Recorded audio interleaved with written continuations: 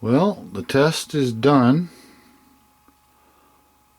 I was running a test on this EcoPlay portable power bank, and it started out at 94% and it went down to 83%. I figured it would be about 10% of the output power or stated charge would be used up. So let's see here. What does that say? Yeah.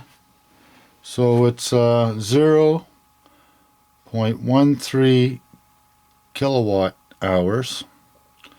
So roughly 130 watts of power it took, but that was AC. I'm not really quite sure as in DC how much wattage it took, because I don't have well, the only kind of meter I have is this meter here, and it doesn't really tell me watt hours consumed. So, or does it?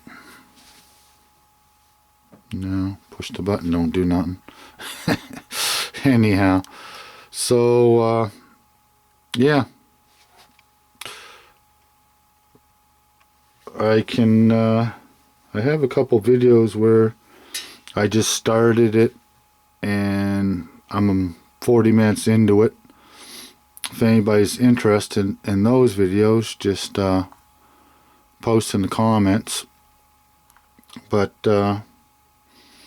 yeah, this only used about 200 watts of its energy, 10% of its charge to do a wash.